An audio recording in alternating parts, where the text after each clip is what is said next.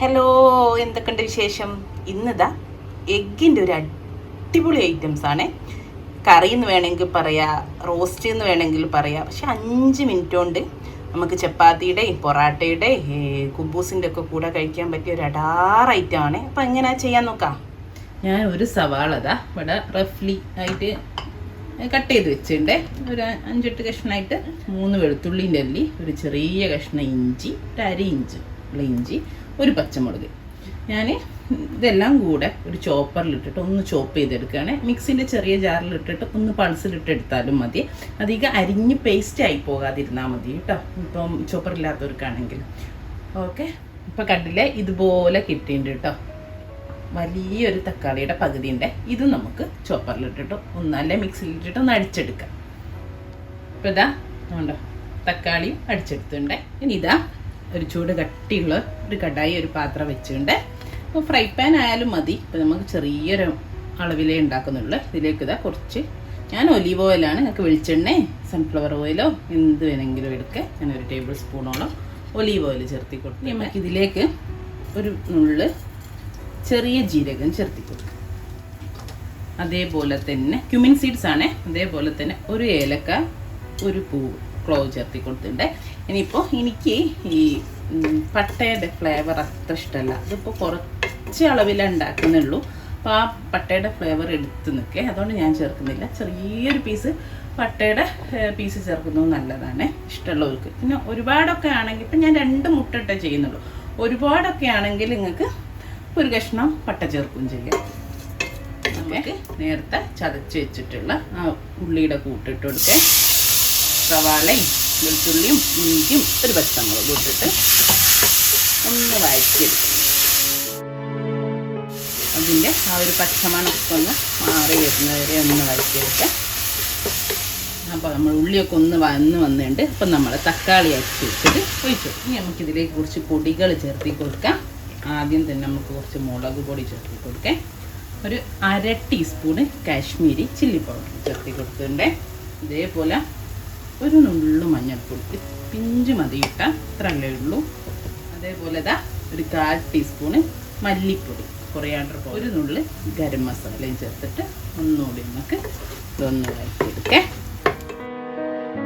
ഇനി നമുക്കിതിലോട്ട് ഒരു 1/2 കപ്പ് തിളച്ച വെള്ളം ചേർത്തി കൊടുക്കുന്നുണ്ട്. ഒരു 1/4 കപ്പ് നമുക്ക് ഇതിലൊന്ന് മുട്ട വേവാനുണ്ട്. അപ്പം ആ ഒരു വെള്ളം ഒഴിച്ചു കൊടുക്കണേ. നമുക്ക് ആവശ്യത്തിനുള്ള ഉപ്പ് ചേർത്തി കൊടുക്കാം. നമ്മളെ പൊടിയും മസാലയും ഒക്കെ ഒന്ന് വെന്ത് വന്നിട്ടുണ്ട്. വെന്തിട്ട് ആ എണ്ണൊക്കെ ഒന്ന് തെളിഞ്ഞിട്ടുണ്ട്. ഒരു സമയം തീ നന്നായിട്ട് കുറച്ചൊന്നടനായിട്ട് കുറച്ച് വെച്ചോ.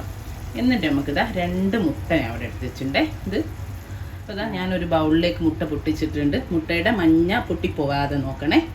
എന്നിട്ട് നമുക്കിത് ഇതിൽ തീ കുറച്ച് വെച്ചിട്ട് നമ്മൾ പോച്ചിടൊക്കെ ചെയ്യും പോലെ തന്നെ ഇതിലേക്ക് ഒഴിച്ചു കൊടുക്കാം. അതേപോലെ തന്നെ വേറൊന്ന് അടുത്ത മുട്ട മറ്റേ സൈഡിൽ ഒഴിച്ചു കൊടുക്കാം.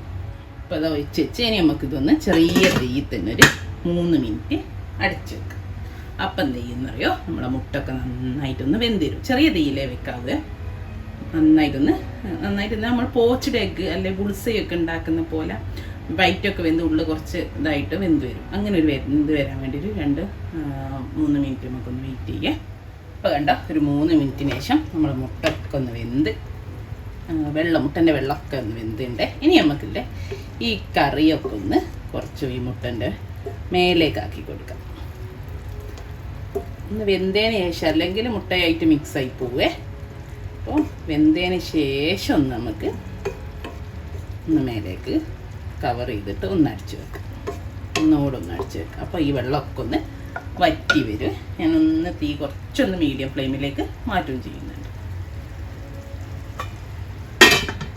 അപ്പോൾ നമ്മളെ കറി ഓൾമോസ്റ്റ് റെഡി ആയിട്ടുണ്ട്. ഇനി നമ്മൾ ഇതിലേക്ക് ചേർത്തി കൊടുക്കുന്നത് ഇതാ കസൂരി മെത്തിയാണേ, ഉലുവേല പൊടിച്ചത്. അതൊരു ഇത്തിരി, അധികം എടുത്താൽ കയ്പ്പ് വരിക. കുറച്ചെടുത്തിട്ട് ഒരു നുള്ളെടുത്തിട്ട് ഒന്നിട്ട് കൊടുക്കുക. എന്നിട്ട് ഒന്നുകൂടെ മിക്സ് ചെയ്ത് കൊടുക്കുക. മല്ലിയില വെച്ച് ഗാർണിഷ് ചെയ്യുക. കുറച്ച് മല്ലിയില ഇട്ട് കൊടുക്കുന്നുണ്ട്. ഇത്രേ ഉള്ളൂ, നമ്മളെ കറി റെഡിയായി. ഈ കസൂരിമത്തി എല്ലാ ഭാഗത്തേക്കും ഒന്നൊന്നാക്കി കൊടുക്കട്ടെ. ഇത് ചപ്പാത്തി, കുബൂസ് ഒക്കെ തന്നെ കൂടെ ഇട്ടാ എന്തിൻ്റെ കൂടെ നല്ല അടിപൊളി. രാത്രിയൊക്കെ ഒരു ചപ്പാത്തി മതി ഇതിൻ്റെ കൂടെ. ഇപ്പോൾ ഡിന്നറായി. ബ്രേക്ക്ഫാസ്റ്റിനും അതേപോലെ കുട്ടിക്ക് വേണമെങ്കിൽ സ്കൂളിലേക്കൊക്കെ ആക്കി കൊടുക്കട്ടോ. നല്ല ടേസ്റ്റാണ്, ഒരു അടാർ ഐറ്റാണ്, അടിപൊളി ടേസ്റ്റാണ്. എല്ലാവരും ട്രൈ ചെയ്ത് കൊടുക്കണേ. ഞാൻ തീ ഓഫ് ചെയ്ത് ഇത്രേ ഉള്ളൂ. ഇൻഷാ അല്ലാഹ് നല്ലൊരു വീഡിയോ ആയിട്ട് നമുക്ക് വീണ്ടും കാണാം. Thank you.